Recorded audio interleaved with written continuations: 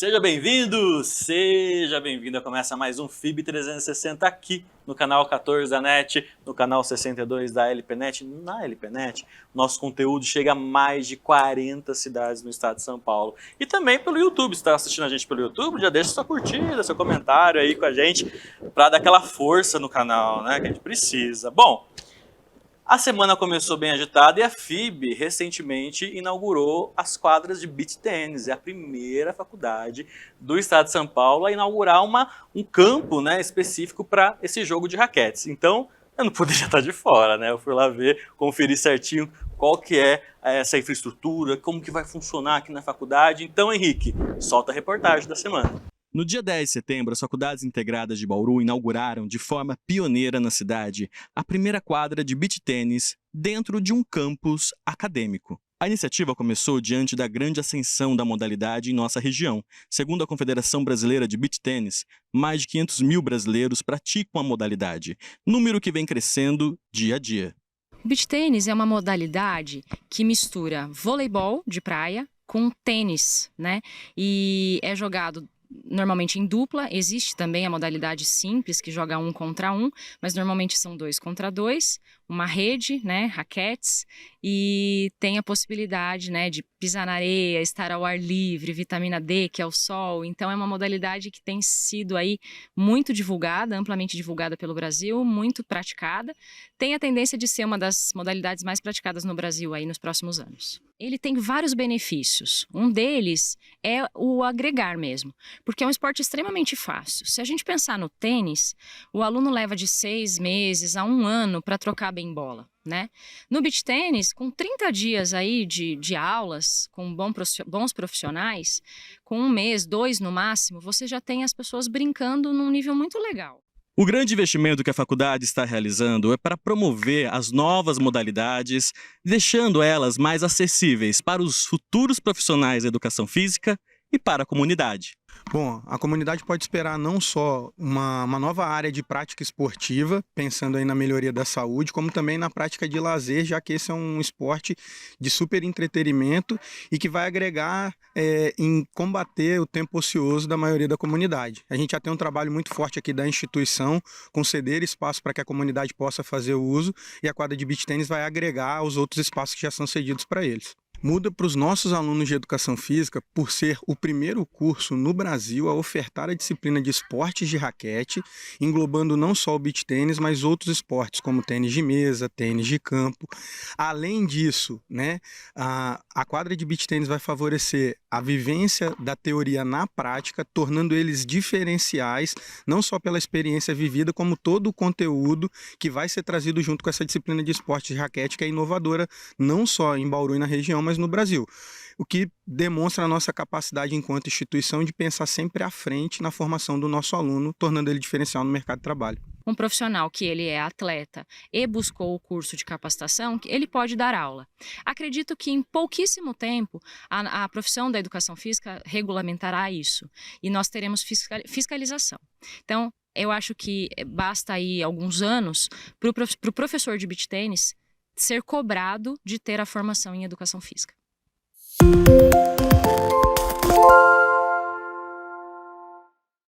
Como vocês viram, as quadras já estão todas prontas, inclusive para receber a comunidade. Ficou mais interessado? Ó, o Henrique está fazendo um favor de colocar aqui o QR Code. Pega o celular, aponta a câmera, entenda como você pode aí utilizar essas quadras ou ter mais informações do nosso curso de Educação Física da FIB. Tá bom?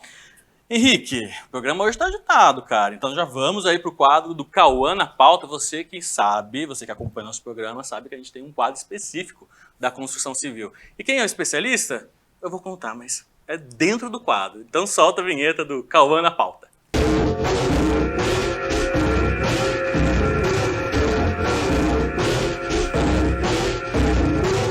Começa agora o Cauã na Pauta. E hoje nós vamos falar um pouquinho para vocês sobre a importância ou as vantagens de fazer alocação. Você sabe o que é alocar equipamentos? Então hoje você vai descobrir aqui com a gente.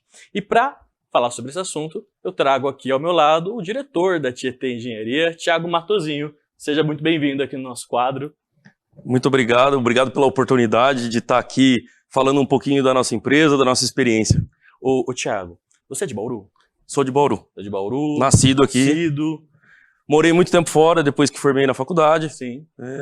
Passei quase 20 anos fora. E tô de volta, faz 7 anos que eu tô aqui. E retornou pra Tietê. Retornei para Tietê, empresa da família, Sim. que tem alguns sócios juntos, Sim. para fazer a sucessão familiar, participar da empresa que meu pai construiu, que ele fundou, junto com os amigos aí de trabalho. Eles eram todos funcionários da CESP, antiga companhia de energia do estado de São Paulo.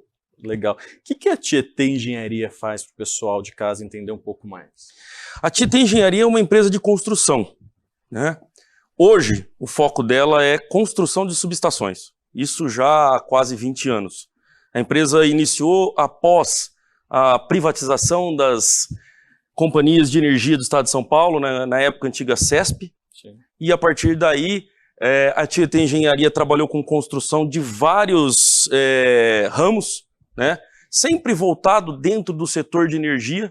Já trabalhamos em usinas hidrelétricas, em vários setores, segmentos diferentes ali dentro desse setor, mas hoje o nosso foco é construção de subestações de energia. E 2022, 2020, pós-pandemia, eu preciso fazer essa pergunta para você. Como que anda o setor para o pessoal de casa entender? Faz uma avaliação. Tá tentando se reorganizar, né? A construção civil como um todo, não só o nosso setor que, vamos dizer, está dentro, é a construção civil dentro do setor elétrico, a construção civil deu uma balançada grande durante a pandemia. Imagina. Nós sofremos muito. No nosso caso específico, como trabalhamos com energia elétrica e demanda por energia, nós construímos estações que vão distribuir energia tanto para demanda industrial quanto das famílias. Sim. A gente foi considerado um setor Essencial. Essencial, exato. Essencial. Essa é a palavra que eu estava tentando lembrar. Foi considerado um setor essencial para que não parasse o fornecimento de energia. Claro, claro. Né? E isso fez com que a gente, na verdade, passasse por toda essa dificuldade trabalhando. Teve muita gente que teve que parar. A gente não sabe nem para quem que foi pior, né? Para quem ficou trabalhando diante daquele desafio todo ou para quem teve a possibilidade de parar e também parou de lucrar, parou de faturar, parou e sofreu mais financeiramente. Não foi fácil para ninguém, né, Thiago? Não foi fácil para ninguém. Para nós foi um grande desafio, principalmente relacionado a custos. A gente teve diversos materiais, como aço para construção civil, mais do que dobrou de preço. Concreto, praticamente dobrou de preço. A mão de obra ficou muito difícil, as pessoas ficaram assustadas, elas não queriam trabalhar. Elas estavam com medo, porque como assim eu vou para o trabalho e vou me aglomerar com as pessoas lá e vou... Então assim, foi um desafio gigantesco do ponto de vista humano, do ponto de vista do dia a dia, do fornecimento de materiais. No início, nos primeiros meses ali, nós queríamos comprar material, só que os depósitos de construção fecharam. Aí os depósitos de construção só forneciam através de telefone. E até a coisa se ajustar ali, principalmente os primeiros 6 meses ali da pandemia foram bem caóticos até. Diria que até caóticos, né? Sim, mas conseguiu. Conseguimos. Atravessaram esse período. Embora até hoje estamos sofrendo. Claro, claro. Uma condição... São questões que o mercado ainda está se ajustando. Né, entender e se encaixar nessas novas demandas. Você falou sobre custos, né? Sim. E hoje a empresa ela criou quais soluções, né, assim, para driblar esses custos? A gente teve que intensificar cotações, busca por fornecedores. Nós ampliamos o departamento de compras para conseguir. A gente não faz mágica, né? Claro. Os materiais, nós tivemos um problema de materiais não só de elevação de custo, mas também de fornecimento. Teve um período que a gente não tinha tijolo, bloco. Teve um período que a construção, o aço, né, usado na construção civil, faltou no mercado, principalmente no primeiro ano. Então a gente tinha que comprar, às vezes, um aço que estava sendo utilizado em uma obra, vamos dizer, perto do Mato Grosso do Sul, você tinha que comprar numa outra região. Então o desafio foi grande, mas a gente teve que ampliar o departamento de compras. Não tinha outra solução a não ser colocar mais pessoas ali para tentar encontrar onde tinha material mais barato, Aumenta transporte, porque você tinha que transportar um negócio de um lado para o outro que não havia necessidade, na região você encontrava. Então, essas soluções não tinham muita mágica, né? A gente teve que contratar pessoas para aumentar a capacidade. Atender, né, a demanda que estava acontecendo naquele momento, porque a construção civil, ela não parou, né? Ela foi considerada um serviço essencial, como o Thiago colocou aqui, né? E eu vou fazer essa pergunta para você, porque tem muito a ver com a Cauã. Certo. Vocês chegaram a migrar para a locação de equipamentos direcionados à construção civil? Sim, aumentamos bastante a locação de equipamentos. Julgo isso que foi uma decisão interna, tá? Se foi a pandemia ou não, eu não sei. Mas a gente começou a perceber que na construção civil a gente sempre teve todos os nossos equipamentos próprios e locava-se muito pouco diante da necessidade. E eu acredito que em momentos de crise, onde os custos apertam, você começa a refletir formas de reduzir esses custos. E aí a gente percebeu que, na verdade, uma coisa que a gente já deveria estar fazendo e não estava fazendo, né? Mas ele start. Deu aquele start. Cara, por que a gente está gastando para transportar para lá e para cá esses equipamentos nossos? Por que a gente está tendo equipamentos próprios e não podemos locar? E aí, cara, a gente conseguiu uma redução de preços enorme. Era uma coisa que a gente simplesmente não dava atenção. A empresa nasceu, foi adquirindo seus equipamentos, foi crescendo, sempre com aqueles equipamentos próprios, comprando equipamentos. Conforme foi crescendo, foi comprando mais equipamento, e nessa crise a gente percebeu, então, que a locação era uma excelente oportunidade. Uma ótima saída, né, Thiago? Uma ótima saída. A gente reduziu custos absurdos com a locação de equipamentos. Então, Thiago, deixa eu fazer essa pergunta para você. Quantos, né, equipamentos hoje a Tietê ela faz a locação? Locação de equipamentos? Isso. Hoje nós temos mais ou menos... Nós temos 10 obras em andamento. Sim. E nós temos aproximadamente uns 40 equipamentos locados. Muita coisa. Bastante. Isso em cada um dos municípios. A gente trabalha no estado de São Paulo inteiro. Sim. Nós temos obras no divisa com o Rio de Janeiro, na divisa com o Mato Grosso do Sul e espalhado em todas as regiões.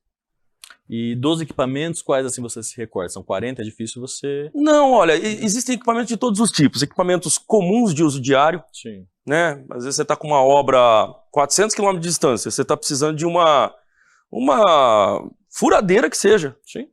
Eventualmente você quebrou a sua furadeira ou aquela obra está sem furadeira por algum motivo, você tem que locar uma furadeira.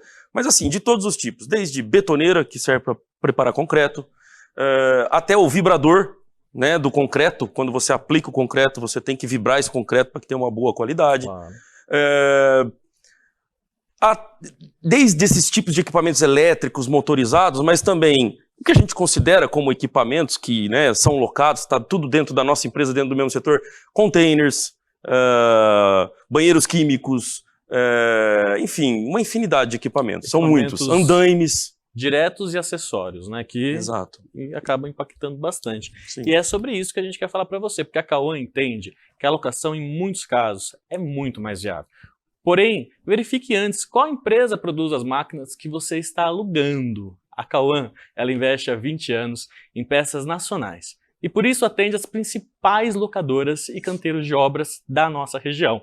Você tem interesse de saber mais dos diferenciais dos produtos fabricados na Cauã? Aponte agora a câmera do seu celular neste QR Code e tenha um atendimento personalizado com a nossa equipe.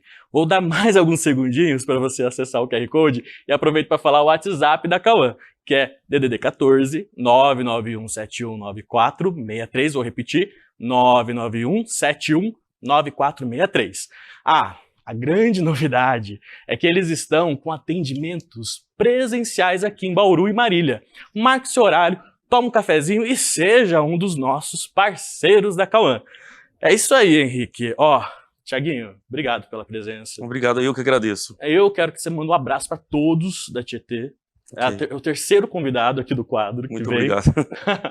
Tem alguma coisa para falar um pouco mais para nossa audiência? Vai ser sempre um prazer estar aqui, podendo contribuir, falar um pouquinho da nossa experiência e passar para vocês o que acontece, as nossas dificuldades, enfim. Nós estamos sempre à disposição, Desse Thiago. Muito mercado obrigado. que não para, Não para. que sempre emprega. E que tá crescendo, viu? E que A mudou partir muito, do ano né? que vem, que tá bombando, viu? Revolução 4.0. E vem com tudo. Muitas A novidades. gente já né? tá sentindo a falta de mão de obra, que é uma coisa que a gente acha às vezes ruim, mas é bom. A economia tá crescendo.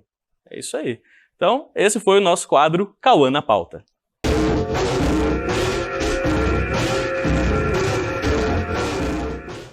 Agora, Henrique, eu vou ter a honra, depois do quadro do Cauã da Pauta, de chamar os meus convidados de hoje, eles que fazem um conteúdo incrível aqui na nossa cidade de Bauru. Vou falar com uma RP, com uma jornalista. Gente, eu quero muito aplausos para Fernando Baide Dionísio!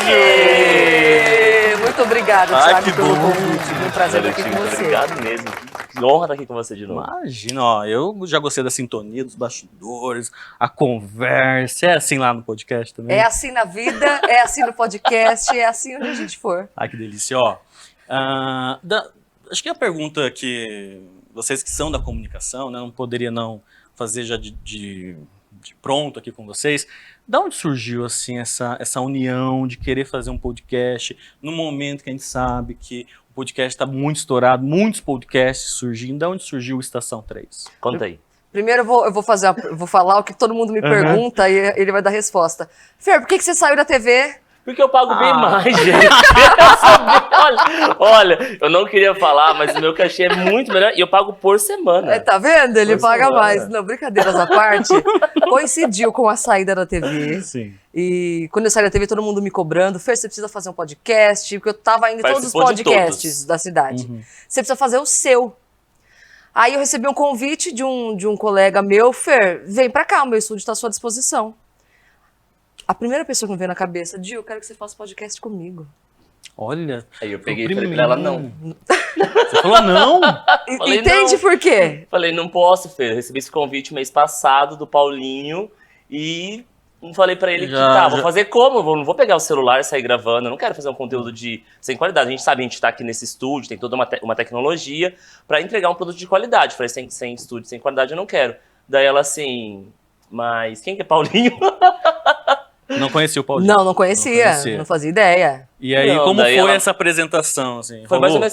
menos assim, onde dois fazem, um cabe mais um. Vamos bater uma ideia, vamos conversar. E foi, eles conheceram antes de eu chegar. Aí o Dil intermediou, vamos fazer nós três? Vocês se conhecem, a gente senta e conversa, pra ver se vai rolar. Se não Lógico, tem que rolar, ver. Deus no comando, ele segue. Marcamos um dia pra ir numa pizzaria. Uma puta chuva. Mas tava chovendo demais, demais. Paulinho já tava na pizzaria e eu e o Dil esperando pra descer do carro. Aí eu desci do carro, eu fui, me molhei inteira. Fiquei uns 10 minutos lá até o Dil chegar. Eu e o Paulinho trocando ideia, casou. E pronto, o Dil chegar, a gente só vê como é que vai ser. E nós três sentamos, conversamos. Foi uma conexão que a minha explicação é espiritual. Não tem É, outra. o universo. É o né? universo, Não o tem universo como, né? conspira. Uhum. E naquele dia, em janeiro, a gente decidiu, começamos a ter um brainstorm, o que vai ser, como é que vai chamar, como que vai fazer, e ficamos uma semana pensando em tudo isso, até que surgiu o formato de Estação 3. E esse formato, assim, ele já chegou no que vocês queriam lá nas primeiras reuniões, ou ele tá em A gente constante... é muito mutante, a gente vai muito do que tá sentindo, de quem são os convidados. Sim. A princípio a gente tinha 3 paradas, agora essas paradas elas acontecem, ou em um episódio acontece, outro episódio não, porque vai muito de como é a pauta, né? Então a gente tá... Uma coisa é como o nosso assunto pode ser relevante para quem tá assistindo. Mostrar que tem algo para ajudar, para melhorar a vida da pessoa, para divertir também. Pra ser um pouco Por que de não, né? entretenimento. Por Pois que a informação não pode... Na Vir verdade, num- é o tripé, informação, entretenimento. E uma coisa que a gente se perguntou no dia, o Dil fez essa pergunta para nós três respondermos. O que vocês querem com isso? O que vocês querem com o podcast? Porque é muito do que você falou no começo. Tá na moda, tá todo mundo fazendo. E a gente não é moda.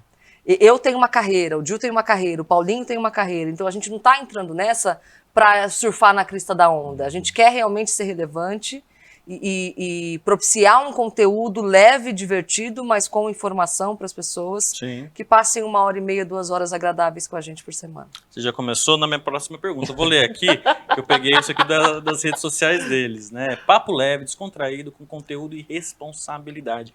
Vocês acham, agora um papo assim mais da comunicação mesmo, né?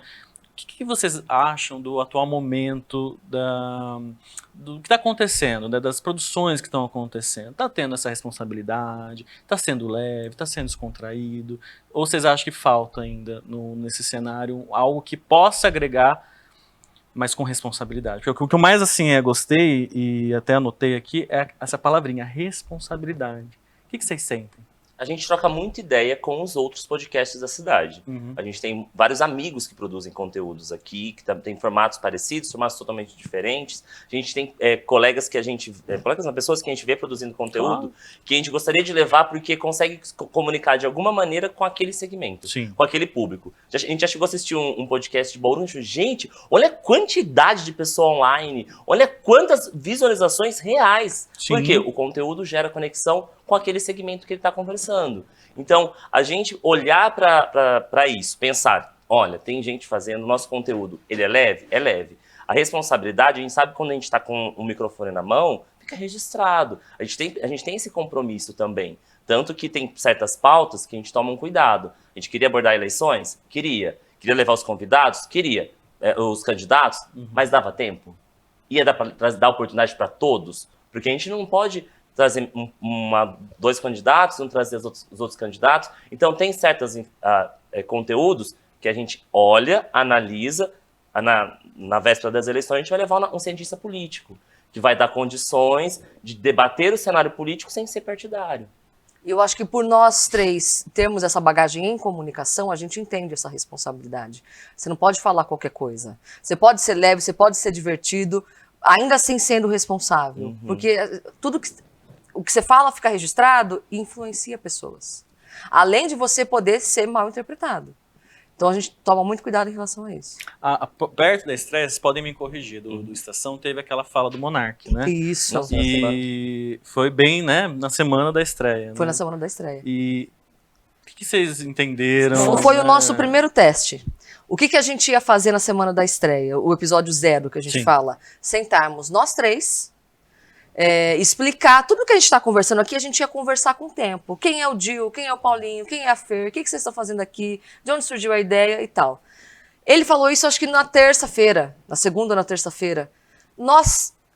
A gente tem que falar, porque a gente desde o começo quer ser relevante, sem fugir de polêmica. Ele fez aquela fala absurda e nós temos o compromisso de levar informação para as pessoas. Vamos atrás de um professor de história para falar o que é o nazismo. Nós não é nosso lugar criticar e, enfim, apontar o dedo para ele. Mas vamos educar as pessoas. Ele teve uma fala relacionada ao nazismo que não foi muito bem aceita, e é óbvio que não, então vamos levar um professor de história para explicar o que foi esse período e por que essa fala não é aceita. Aí que a gente percebeu, a gente muitas vezes vai ter que ir, programamos aqui, mas talvez o caminho seja esse, e tá tudo bem, no jornalismo diário é assim que funciona. A pauta cai, pautas se tornam relevantes, né? E até hoje é um dos episódios com o maior número de visualizações. Eu assisti esse episódio.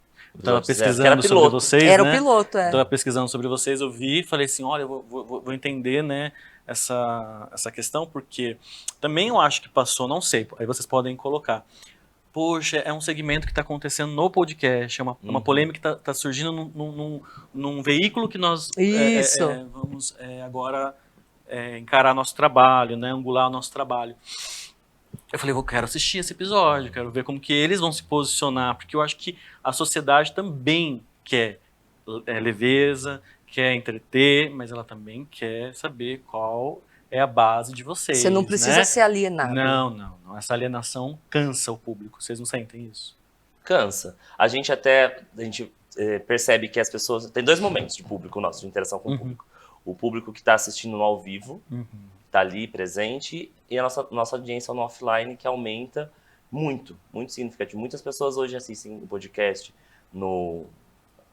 na academia, ouvem o podcast. Então, a gente tem esse cuidado também, de não cansar. Porque se deixar... Como eu trabalho com eventos também, a gente acaba levando nossos amigos das artes. Sim. Né? A gente não pode fazer uma sequência só com um segmento, porque acaba ficando cansativo. O nosso podcast, hoje, ele não é segmentado. A nossa proposta inicial não é trazer um segmento. É legal, a gente gosta também. A gente até gostaria de fazer alguma temporada que fosse segmentado, mas hoje não é.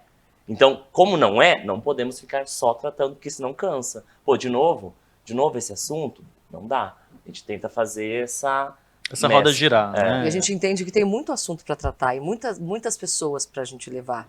Então, assim, se a gente tem um assunto relevante, por exemplo, essa história do começo, do nazismo, então nós vamos procurar alguém que fale sobre esse assunto. Mas tem vezes que a gente quer levar a pessoa, o personagem. Então, o tema vai ser o personagem e a gente leva assuntos para que ele possa falar. Então, depende muito do que a gente está querendo. E a elaboração de pauta, né? Que eu vejo que tem no podcast, né? Existe um grande debate, né? Os podcasts que são pautados, os podcasts que não tem pauta, que tá mais livre, mais solto, né? Eu percebo que vocês, de uma maneira, entenderam o veículo, né? O podcast é diferente da TV, Totalmente. né? Mas tem um registro ali, né?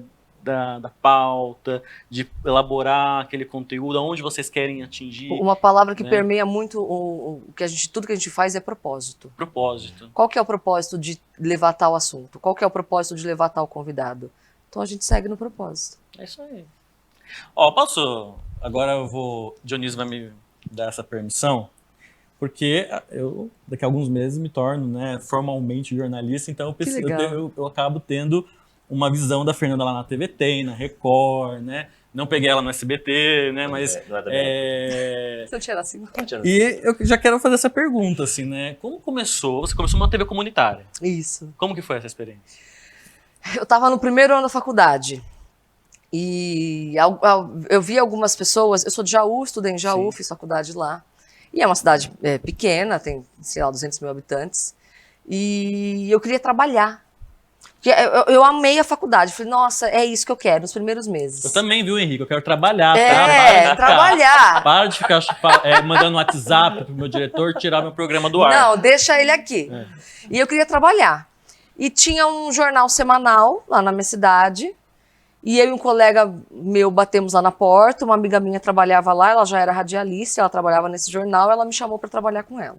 Aí eu comecei a participar das reuniões de pauta, no primeiro ano, nos primeiros 6 meses de faculdade. Como era uma reunião de pauta, como é que era fazer jornalismo.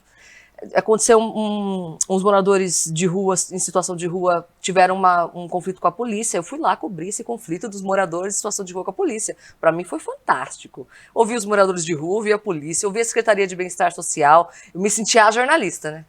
Só que esse veículo, esse jornal, era um instrumento político. Aí 2 grupos políticos da cidade se juntaram, esse jornal acabou. Aí eu fiquei lá, falei, e agora? Eu gostei desse negócio de fazer jornalismo, né? O que eu vou fazer? E tinha 2 TVs locais em Jaú, a TV local e a TV comunitária. Um amigo meu, que fazia Unesp aqui, tinha um programa na TV local e a TV comunitária estava sem nada. Aí eu e um colega de faculdade fomos bater lá na porta, do Paquito, que era o dono da TV. Enfim, sou a Fernanda, esse é meu amigo e a gente quer fazer um programa aqui. A gente quer estagiar aqui. Eu olhei pra nossa cara e falou, não tem, cara, aqui não tem estágio. Vocês querem fazer um programa? Então vocês vêm e fazem. Aí a gente teve que bolar o programa, o que a gente ia fazer nesse programa. Chamava TVC Revista, que era TV comunitária, TVC Revista.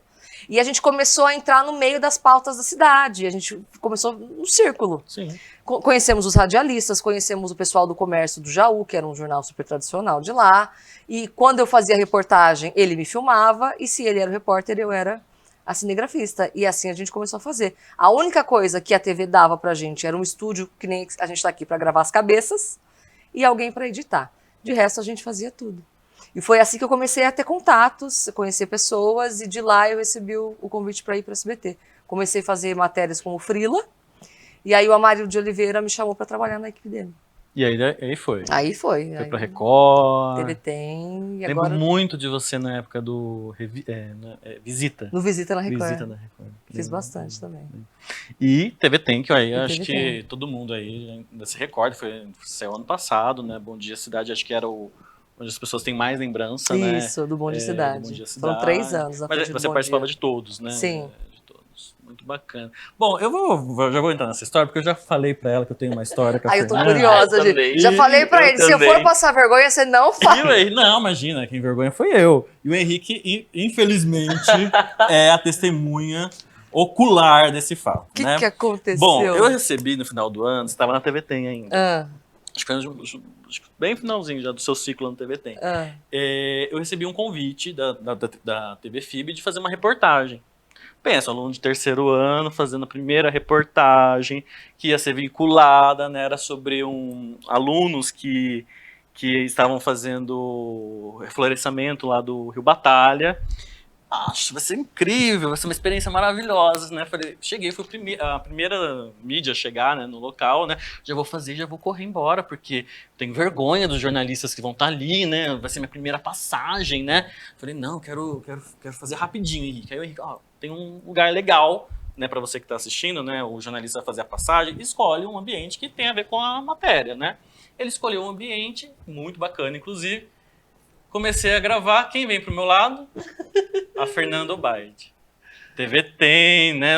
Todos os convidados queriam sair de perto de mim para ir dar entrevista pra TV Tem. Aí eu falei, tá bom, tô fazendo minha passagem.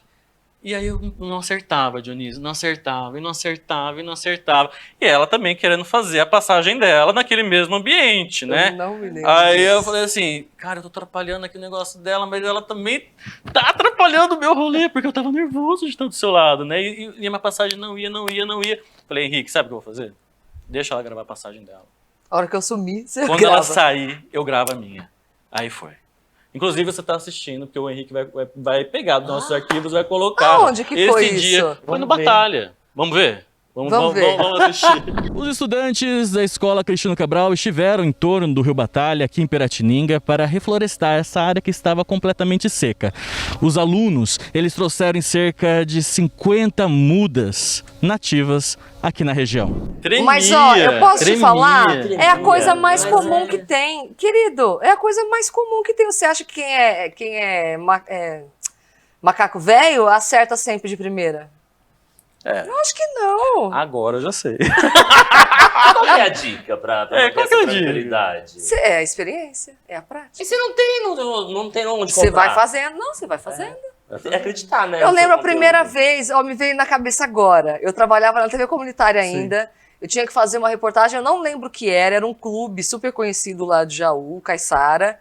E tinha acontecido tipo um princípio de incêndio, um negócio lá numa caldeira, sei lá eu. Eu não sabia segurar um microfone, gente. O Paquito, o dono da TV comunitária, me ensinou a segurar um microfone, porque eu não sabia segurar um microfone. Você aprende! Não sei até hoje. Aí a gente quer fazer igual a Ives Scamparini? Não faça assim, não faça. Não tem outro caminho. A teoria é linda, a gente aprende muito, mas nada te ensina igual a prática. Não, a prática, É a né? prática. E aí você vai saindo nessa situação, né? O que eu fiz, né? Pra não sair tão, né? Ai, tô nervoso aqui. Eu falei assim, não, vamos mudar esse texto aqui, Henrique, vamos mudar o texto. Eu quero fazer outra passagem. Aí ela começou a gravar, foi embora, eu gravei a minha. Acontece. Da próxima vez isso não vai acontecer. Você vai lembrar que você tá lá, você vai fazer o seu trabalho, você a câmera e pronto, acabou. E acabou. Assim, não vou dizer que eu tô nesse circuito, né? De já estar muito bem esclarecido dos meus medos, dos meus receios, mas precisei passar por isso para entender que vai dar certo. Né? No Com final certeza. dá certo. Com Vocês certeza. precisam às vezes esperar um pouquinho. Se você vê que tá nervoso, não é um ao vivo, Espera não é um link passar, ao vivo, espera né? passar. Quando você conhece o seu nervosismo, você sabe como lidar e como não deixar transparecer. Claro, A audiência claro. que está assistindo não tem que perceber. Não saber. Né? Você pode estar nervoso. Acho que tava conversando com o Alexandre Alves, que foi no podcast esses dias. Da Record? Justamente. Que trabalhou muito tempo Trabalhou na muito Record. tempo na Record. Isso, ele mesmo. E falou, qual é o grande segredo, qual é a grande dificuldade de você entrevistar? Assim, olha, quando você gosta de uma pessoa muito e vai entrevistá-la, você tem aquela sensação de fã Sim. também. Mas, ao mesmo tempo, o seu profissionalismo não deixa de transparecer. Então, quando você encontra essa dosagem, acho que é o caminho do sucesso, né? Caminho do sucesso, eu tenho que perguntar agora pro Dionísio. A Fernanda vai me permitir agora fazer uma pergunta pro Dionísio. Ator, RP, guia turístico, rapaz, como que você dá conta de tudo Virando isso? assim, você sabe que eu não coloco tudo. As pessoas falam assim, você trabalha no Correio também? também sou professor de educação de universidade corporativa. Sim. Eu costumo dizer que tudo que esse encontro que nós estamos tendo aqui hoje na TV FIB ajuda a ser um pouquinho de como vai ser o Dionísio amanhã. Claro. Então, toda a nossa formação, os nossos encontros ajudam a gente. Hoje, eu não estou atuando em cena num teatro, mas eu estou atuando num podcast. Não é? Então, eu acabo... você faz relações públicas? Em todo momento, a gente acaba conhecendo, fazendo network, buscando... Nossa, esse cara vai dar pauta. Esse cara vai dar pauta, vai ser pauta boa. Vamos fazer isso? Então, a nossa formação toda, acho que é um pouquinho de cada dia, a gente vai estudando, vai buscando, e eu acabo juntando esse grande caldeirão, não é do Mion, né? Mas é do Dil. É do Dil. É do Dil. Não é do Mion, mas é do É Dil. do Dil. Muito melhor, inclusive. Para que eu gosto do Mion, não fala também. mal do Ah, Mion. eu amo o Mion, também. mas tem que não Você É, trabalha com ele, lógico. obrigado, entendi. Eu adoro. eu amo o Mion, mas eu amo mais o Dil. Também, local. Eu sempre falo aqui, é quase que um manifesto aqui do programa, né? Que eu tento enaltecer muito o nosso, né? A nossa gente. Então, eu realmente também sou caldeirão do Dil. Valorizar o corre de quem tá com a gente. Quem tá com não a é? gente. É, É tão com gostoso, certeza. é tão gostoso. A gente tá tendo a oportunidade de levar muitos músicos locais da cidade. A gente vai num lugar e fala, a gente queria tanto que você fosse no nosso podcast. Você vai, um dia. Vai, com A certeza. gente dá força pra gente. Porque, querendo ou não, o artista regional, né? Ele sofre muito, né? Nossa. Porque às vezes as empresas que estão pertencentes daquele município não vê ele ainda como um alcance, né? Porque ele tem o alcance das pessoas que estão ali, né? Mais próximas daquele estabelecimento, daquela marca. Então é importante a gente valorizar os nossos artistas regionais. Falando ainda com o Dionísio, rapaz, eu vi lá no seu Instagram que você foi no Rock in Rio. Eu fui. Ai, que No delícia! Rock, bebê.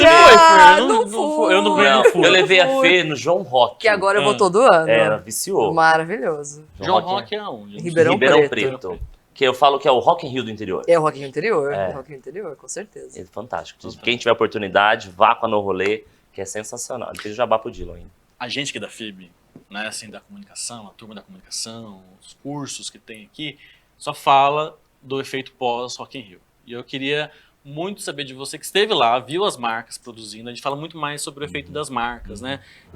Como a marcas também se tornou um veículo, né, de comunicação, e eles também têm os seus espaços, as estratégias, como as estratégias foram voltadas para o Rock in Rio, né? O que você viu lá? Olha, Conta pra gente. eu sou apaixonado pelo Rock in Rio. Quando eu tinha, acho que 15, 14 anos, eu vi um show do Guns na TV, no Multishow. Eu falei, eu quero ir nisso. Eu quero ir nisso, de idade, para estar lá presente, né? E quando voltou, depois de 10 anos, teve uma nova edição do Rock in Rio, eu me encantei de um jeito, que eu não sei quem vai estar em 2024, mas eu sei que eu vou. E quando a gente analisa as marcas, a gente vê, pensa primeiro que o Rock in Rio é uma grande empresa. Uma grande empresa que tem a sua missão, a sua visão, os seus valores. E nessas suas missões, eles têm preocupações ambientais que conversam tanto aquilo que ele fala de você está comprando um ingresso, a gente vai plantar uma árvore. Você vai lá, você vê a Amazônia. Tinha um espaço dentro de um espaço da Natura que ele tinha toda essa questão que a Natura mesmo trabalha do eco, junto com o eco do Rock in Rio. Né? Você via as pessoas no Rock in Rio tomando chopp e você já acabou seu chopp? Posso pegar o seu copo? Porque você juntava os copos de Heineken e trocava por pontos, que esses pontos te davam ingresso, te davam acesso à tirolesa. Então, eu sempre falo, o Rock in Rio é experience. As marcas que entram pro Rock in Rio, elas estão ali para dar aula. Tanto aula que eu, antes de ir pro Rock in Rio, fiz um curso de real time com eles. Para entender como eles conseguem, em pouco tempo, entregar tanto conteúdo. Tanto conteúdo. E tanto para grande empresa, para pequena empresa, se olhar e falar, poxa, eu não tenho esse dinheiro para conseguir investir milhões, como a gente sabe que os grupos que estão no Rock in Rio hoje investem. É tão lucrativo que agora eles vão fazer agora de ano a ano, né? O Detal em São Paulo está chegando com a mesma proposta. Tanto que os mesmos patrocinadores do Rock in Rio estão investindo. E o que é mais legal, que muitas vezes pessoas não percebem, é que tem a preocupação pré-marca, que a marca desenvolve antes de chegar, cria a expectativa, e o pós. O celular consegue conversar com a gente, saber onde você está e o que você está fazendo. Sim. O que está vindo de mensagem das marcas que estavam no evento, para mim, Dionísio, que você foi no Rock in Rio, você passou no nosso stand, você viu o nosso stand? Essa relação não para, né? Quem for, você que nunca foi no Rock in Rio, a dica do Dionísio, não vá um dia só, vá 2. Um você curte o show, o outro você curte o festival, né? A experience. A experiência. E essa vivência que o Dil tá falando, eu acho que é a grande lição de marketing, né? Que que todas as marcas têm que aprender. Aí eu quero só lá e vender, esse é meu produto, ele serve para assim, assim, assado, ele faz isso. O que você está entregando para o seu consumidor? É a história, é a missão, são os valores da sua empresa, de que forma você pode mudar a vida do seu consumidor, não só com o produto, mas com a cadeia que ele gera. Então é uma grande lição. Para quem gosta de comunicação, analisar o que o Rock in Rio faz e o que as marcas, não só que estão com eles, mas outras marcas que não estão dentro do festival, que aproveitam esse momento, o que elas estão fazendo é fantástico. E Ti, só para a gente concluir nisso, para quem está estudando, tem o Rock in Rio Academy, que é o cursos do Rock in Rio de graça, para ensinar a produzir festivais, a produzir entretenimento. O que é mais do que isso? Você diverte e aprende. É isso Muito mesmo. legal. Eu fiz uma análise assim também, agora entrando na conversa com vocês, porque o Rock in Rio eu vejo assim como gestão de marca. Diferentemente das outras edições, né, que o digital ele não tinha ainda ganhado seu espaço, tinha, mas não tinha ganhado a sua relevância. Cada que vez tem mais hoje, forte. né? A produção gerava em torno de um veículo, né? Hoje não, foi o que foi pautado durante 3 semanas no digital, na imprensa. Então assim, isso é o próprio metaverso, né? Que muitas marcas já colocam dentro das suas estratégias. Então assim, muito bacana, né? Assim, a gente aqui do curso de publicidade vem falando muito, porque é como a Fernanda falou, não é só você vender o produto, é você realmente saber o porquê que o seu produto está dentro de uma cadeia, daquele ecossistema, né? Então é muito bacana, legal. E como lidar com a crise também, né? Você tá lá com a tirolesa trava no meio do show, a menina fica parada lá, como resolver isso? Impacta, né? Então, vamos continuar nesse assunto, nessa pegada? Tá gostoso, né? Então vamos falar sobre essa comunicação integrada, que é a grande discussão, o conteúdo que vai para a TV, que vai para o YouTube, que está na rádio também, né? Então, daqui a pouquinho, no próximo bloco, não sai daí que eu volto já. Estar pronto é enfrentar qualquer desafio. É ter conhecimento para decidir no que vale a pena investir. A FIB é a melhor faculdade de Bauru, porque prepara o aluno para a vida. Aulas 100% presenciais e mais de 65 laboratórios completos. Comece sem pagar mensalidade e trabalhe já nos primeiros anos. Vestibular 2023. Inscreva-se. FIB, 25 anos. Você, pronto para a vida. Aqui estamos na era da informação, em um planeta hiperconectado. O mundo moderno demanda estruturas e serviços que rompam barreiras e transformem vidas. Crescer é evoluir, chegar mais longe acompanhando de perto cada detalhe, em cada lugar e a cada projeto entregar além do que se espera. A LPNet é fibra ótica, é o presente e o futuro. A FIB te prepara para a vida. Trabalhe já nos primeiros anos de curso. Comece sem pagar mensalidade. FIB, 25 anos. Inscreva-se, fibbauru.br. E estamos de volta aqui com o FIB 360, mas isso aqui virou um circo no intervalo. Tentei voltar, o Henrique pela primeira vez quer participar, quer entrar aqui. Henrique! Quer entrar aqui com a gente, porque ele disse que é tímido. O rapaz. Não é, diretor, não. Sei. Não é nada tímido, né? Eu fiz a pergunta no início falando sobre a comunicação integrada. O que vocês analisam, né? Porque vocês fazem um trabalho muito atuante, né, nesse segmento. A Fer trabalhou na TV, Dionísio aí na área de eventos, que também está se relacionando com a comunicação integrada. Então, o que vocês acham? Quem começa? Eu não entendi a pergunta. Não entendeu? Mas não. Eu vou tentar. Ó. O que você está achando assim, desse momento, dessa comunicação de tal conteúdo na TV, que aborda no a gente tá falando podcast? Rock in Rio, lembra, Gabi? Para mim, esse é o grande segredo. Você achar que existem veículos separados, ou que você só faz uma função e você não vai fazer a outra, você tá fora, meu bem. É tudo uma coisa só. A internet veio para unir tudo. Sim. O que é o podcast? É o rádio na internet. Uhum. Só que a gente é no YouTube. Então a gente também une o rádio, a TV e a internet. Mas não dá só para fazer isso. Tem que entender cada rede, aonde atuar de qual maneira. Exatamente. Porque se a gente tá só na plataforma do YouTube, se a gente não tiver no Instagram, ninguém chega. Exatamente. Ninguém vem no outro.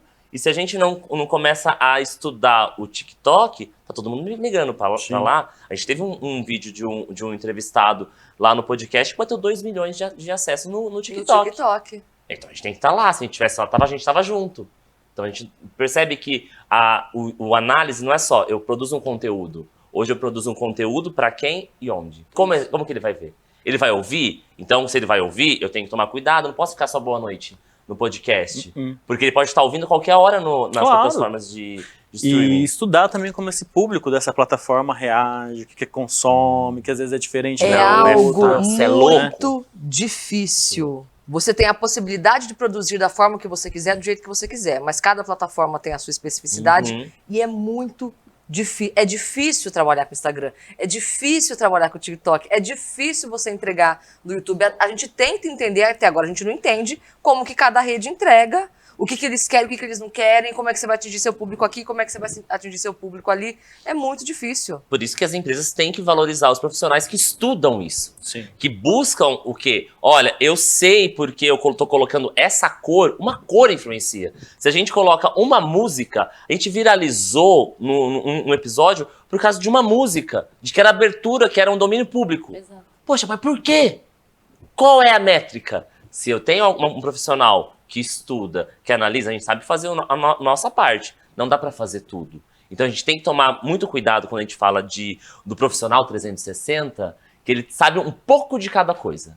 Eu sei a importância de usar palavras-chave na hora de a gente colocar nas redes, mas como é o momento que eu tenho que impulsionar, a gente tem que pedir ajuda. A gente tem que buscar um profissional de comunicação que está trabalhando com aquilo para conseguir entregar para o público que precisa. Que já sofreu, que já testou, que já conseguiu entender que também a estratégia do digital, né, é diferente para uma marca que uma para outra. Totalmente diferente. Né, assim, então, não hoje dá a entender que a comunicação tá acessível para todos. Todos conseguem, lá no seu negócio, abrir uma loja, ele consegue rapidamente impulsionar aquela peça, aquele conteúdo, mas não é isso só, porque tem a análise do algoritmo, tem para você saber aonde você realmente é relevante, ou melhor, onde aquele conteúdo é relevante. Realmente é mais acessível, mas é um modelo de negócio ainda. Sim. E como modelo de negócio, você tem que ter estratégia, senão você não vai conseguir entregar.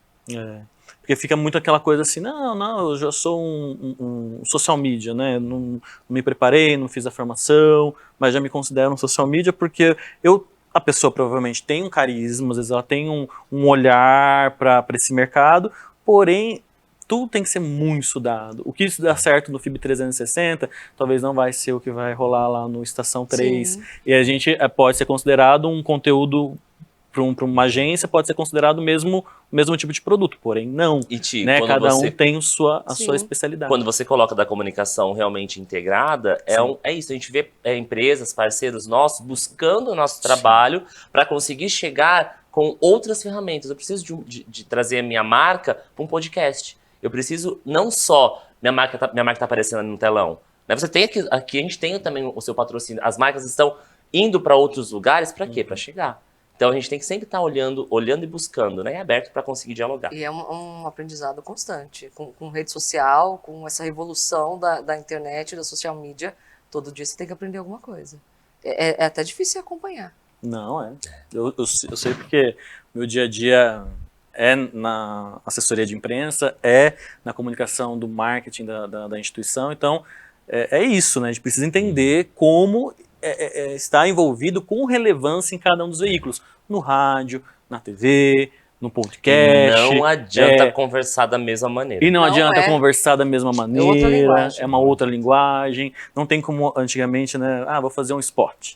Que vai para o rádio e vai para a TV, né? Isso. Não existe mais isso, né? Hoje é diferente, hoje a gente precisa entender até voltando a falar sobre o propósito, qual que é o propósito daquele podcast? Será que ele tem a ver com o meu propósito da minha marca, né? Então isso também tem que ser muito bem estudado para quem é de estratégia. Com certeza. Né? Quem é de estratégia. Meninos, agora falando de uma situação que eu vivenciei esses meses atrás, que você participou da semana de jornalismo da Unesp, você relatou uma situação que você sofreu de hostilidade, né? E eu não poderia chamar a Fernanda e não falar desse momento hostil que não só o jornalista, mas como a sociedade como um todo. Hoje todo mundo está com muito medo. Saiu uma pesquisa recente dizendo que as pessoas têm medo de se posicionar politicamente, né? E eu queria que você contasse esse relato que você sofreu na TV Tem e depois a gente debater sobre o que está acontecendo, né? Que perfil é esse, né? Foi um momento delicado. Foi em 2020, a pandemia foi decretada em março, foi em abril. O estado de São Paulo, assim como o resto do mundo, estava naquele abre e fecha, põe máscara, tira máscara, o uso da máscara ainda não era obrigatório em todos os ambientes. E eu estava em Pirajuí fazendo uma reportagem, porque no momento em que o governo do estado mandou todo mundo fechar, o prefeito daquela cidade decidiu abrir e a gente foi repercutir. Eu fui num salão de beleza, conversei com a dona do salão de beleza, conversamos com as clientes, fomos na praça da cidade, conversamos com todo mundo. O que você acha de abrir, o que você acha de fechar? O que o jornalistas e jornalistas, o que o jornalista que leva a sério a profissão sempre faz, né? Você tenta ouvir o máximo de lados envolvidos possível, se não todos, né, nessa história. E estávamos lá, tinha feito a reportagem de manhã, eu e o César Culiche, meu amigo Cinegra, e a gente ia entrar ao vivo no Jornal do Meio-Dia. Uma cidade muito pequena. Estava ali no meio da praça, todo mundo que estava ali viu a gente trabalhando a manhã toda. Aí passa um, aí passa outro. Aí o Culiche estava fazendo uma imagem lá, ele vem para mim e fala: Fer, o cara passou xingando a gente. E um momento que assim, fora Globo e sai daqui, pelo amor de Deus, todos os dias, em tudo quanto é lugar. Porque estava todo mundo muito, né? Passou xingando, para mim não quer dizer nada. Aí a gente, vamos ali mais no cantinho da praça, então, ficar mais ali no meio, o cara passou de moto. Nos posicionamos do lado da pracinha ali, perto do coreto da praça. Aí desceram 3 numa moto. Aqui vocês não ficam. Eu olhava pro Culiche, ignora. Aí começaram 10, 20 pessoas. Começaram a xingar a gente, começaram a cercar. Andava em volta da câmera, queria encostar na câmera, queria encostar no meu cinegrafista. Aí a gente viu que a gente estava cercado. Porque se aqui vocês não vão ficar, porque se você se posicionar na frente da câmera eu vou tacar ovo em você, eu tô com um ovo no meu carro. E xingaram nomes que você não imagina, ataque pessoal a mim, a ele, como se a gente fosse, sei lá, a empresa que eles estavam contra lá. E começaram a fazer live no Facebook. E a gente teve diversos momentos de hostilidade, de conversar com grandes empresários, e os grandes empresários serem hostis com a gente. Você faz seu trabalho numa boa, essa pessoa não entende que você não é, no caso, a TV Globo, na época, que era o que as pessoas estavam com raiva, problema delas. Mas o ataque foi pessoal a nós, nesse caso. E normalmente a gente sai, vê que está em risco, se sai em segurança e boa. A gente não conseguiu sair. Eu tive que chamar a polícia. O tempo todo em contato, a câmera estava ligada, a gente estava transmitindo para a emissora, todo mundo estava vendo o que estava acontecendo. Eu tive que chamar a polícia demorou uma meia hora para chegar e para que a gente pudesse sair em segurança. E a polícia acompanhou a gente até a saída da cidade. Sim. O trajeto todo, os 3 caras de moto foram atrás da gente. Aí a gente conseguiu sair, fomos até uma base da Polícia Rodoviária e fizemos a nossa entrada ao vivo, para levar a informação que a gente tinha ido buscar na cidade, falar o que estava acontecendo na cidade. Nem tocamos naquele assunto. Vamos falar que vocês foram utilizados? Não vamos falar nada, não interessa, é isso que eles querem. E né, continuando a sua pergunta, por que a gente está assim? Eu, de verdade, não entra na minha cabeça por que você acha que você tem o direito de atacar alguém, de hostilizar alguém, só porque trabalha numa empresa que você não gosta, só porque aquela pessoa tem uma opinião contrária à sua, só porque aquela pessoa vai votar em alguém diferente de você. Nada nos dá o direito de ser agressivo e de faltar com respeito. Poxa, falou tudo. Nada te dá o direito de fazer isso. Eu estava lá na Semana da Unesp, eu vi o seu relato, né, num momento em que o jornalismo contempla, né, os jornalistas e os estudantes tentam entender com os profissionais que já passaram isso. É muito difícil, gente. Agora é o Thiago que está falando. O tentar silenciar, porque muitas vezes aqui no FIB 360 eu quis falar de diversas pautas, quis trazer diversas pautas, mas o medo ainda é uma coisa que eu preciso trabalhar um pouco, sabe? Assim, se eu falar esse tema é delicado, por que esse tema é delicado? Por que isso passa na minha cabeça? Mas mesmo Por que o esse tema sendo tema é delicado, delicado? você tem formas de abordar, mesmo sendo delicado. Claro, mas por que isso tipo assim, agora Uma censura criticando, própria. Né? criticando o Thiago, né? Por que eu entro nessa censura, né? Assim, agora perguntando para vocês, como trabalhar isso, porque isso tá na sociedade, esse medo tá em todos nós, né? Algumas pessoas sabem lidar muito melhor com isso, pela experiência, pela vivência, mas como não se deixar silenciar no momento em que o silêncio vem dessas atitudes, né, que você sofreu? Acho que tendo tranquilidade. A Fer trouxe até na fala dela mesmo, ela não entrou em nenhum momento na mesma energia que ela estava Sim. recebendo. Então, se você está preparado, você está consciente do que você está fazendo naquele momento, outros fatores ficam muito mais, passam despercebidos. Passam despercebidos. Eu resgatando um pouco da minha bagagem, Claro. né, na questão do teatro. Se você tem você não pode estar, vai fazer uma cena de drama, você não pode chorar todos os espetáculos. Uhum. Se você chorar todos os espetáculos, no final da temporada você está morto. Você está precisando de terapia. Então você tem que ter técnica. Então o profissional, tanto o jornalista quanto qualquer profissional, tem que estar preparado para lidar com a dificuldade e não deixar que outros pensamentos, porque a gente está numa onda que você colocar uma camisa de uma cor Sim, ou de outra, sim. Você está torcendo para tal coisa ou para outra coisa. Claro. Então são cuidados que a gente não pode entrar nessa vibe, eu acho. É isso, não é, Fer? Concordo. E algo que você falou que não silenciar. A gente não pode silenciar.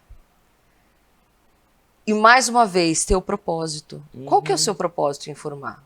O tema delicado que você quer trazer, mas você está com medo. Pera lá, por que eu quero falar sobre esse tema? Não tá, é por esse motivo? Então eu vou falar sobre esse tema. De forma, você vai abordar de uma maneira delicada, com todo cuidado, mas aborde esse tema. Sem desrespeitar ninguém, o que quer que seja, a gente não pode silenciar, senão a gente vai dar força para quem está agredindo. E essas pessoas não podem ganhar. Eu vejo assim, não só, né, no meu conteúdo, mas conteúdo de vários outros. Eu prefiro não entrar nesse tema, Se né? você não sabe como entrar, então não entre. Isso, é uma ótima, né? E eu fiquei me questionei esses dias, sabe? Assim, tem dias que eu fico também me questionando. Por que não?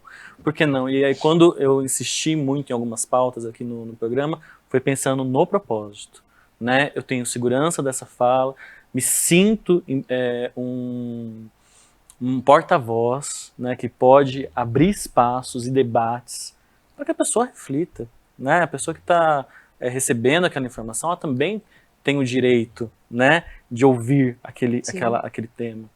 E bacana, né, que você na arte, agora na comunicação, a Fer também, que não se deixou se abater, né, por um momento tão horrível que eu não passei pela metade. Porque isso que acontece com você acarreta para os demais. Com certeza. Né? Com Para os demais profissionais. Todo né? mundo Não pode deixar virar uma Todo mundo normalidade, né? Se um colega meu é agredido, eu sinto. Claro. Eu sinto, O lógico. que aconteceu com a Vera, agora eu me posicionando mais, né, recentemente, isso é uma coisa muito complicada. Independentemente se eu gosto do trabalho dela, se eu não gosto do trabalho dela, É a nossa profissão. como jornalista me incomodou demais aquela Nossa, aconteceu situação. com a Vera Magalhães, Não, pelo amor de Deus, é inadmissível.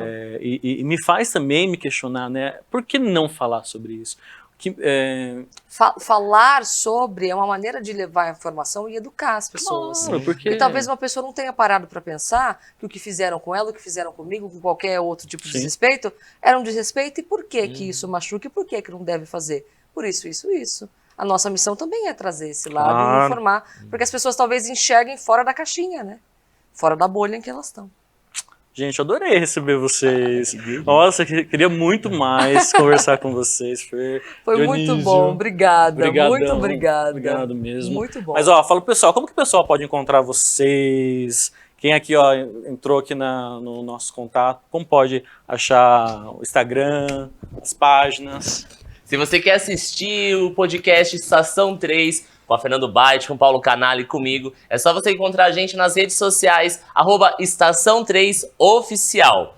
É isso rapidinho, né, Fer? Rapidinho. Tanto no Instagram, no YouTube, a gente tá lá. E é a gente, você vai mandar mensagem, você vai falar com a gente, manda sugestão de pauta, uma história que você queira contar, conta um pouquinho por que você gosta de assistir a gente, o que você gostaria que tivesse Estação 3 Oficial. Se você quiser também ter a sua marca vinculada ao nosso trabalho, é só você entrar em contato, @Estação 3 Oficial. Patrocina nós! Patrocina mesmo, tem que patrocinar mesmo. Tem que fazer, inclusive, patrocina o filme Patrocina 360 também! Gente, sabe o que eu deixei de perguntar? Sobre o cenário. Então vai só um elogio. O cenário do podcast de vocês. O mérito é todo do Luciano Beni, maravilhoso. Um anjo que caiu na nossa vida, talentosíssimo, e o cenário é dele. Ele Gente, vocês estão de muito parabéns. A gente grava no Lenha Podcast o mais lindo estúdio do Centro-Oeste Paulista. O melhor estúdio de Bauru. Digo com propriedade. Mas eu É gostei. iluminação, você vai ter a oportunidade de ir lá conhecer. Tá me convidando, tá? Sim. Tá Isso é um convidado! convite. É um tá convite, convidado. é um convite. Vai você junto com aquela pessoa que eu não pronuncio mais o nome. O Bira! Bira! E o Henrique, se perder a timidez dele, né, Henrique? Você quer ir, Henrique? Henrique, você quer ir? Levanta a cabeça, Henrique! Só faz um sinal aí. Quer ir com a gente? O Henrique aceitou. Agora o Bira vai falar assim, eu só vou porque se o Thiago vai. E Bira, se você não puder no dia, já era, viu? Olha, gente, eu adorei recebê-los. Obrigadão. obrigada, querida. Devo ter estourado todo o meu tempo aqui, mas eu quero dizer para vocês que essa é a grande missão DNA do programa. Enaltecer os nossos artistas e conteúdos regionais. Então, aqui no programa, vocês sempre vão ver as pessoas aí que estão realizando um grande trabalho na comunicação, na arte, no empreendedorismo. Então, aqui é sempre canal aberto para você, da nossa gente. Inclusive, um grande abraço, um ótimo dia. Até o próximo programa. Valeu! Fui! Tchau, tchau.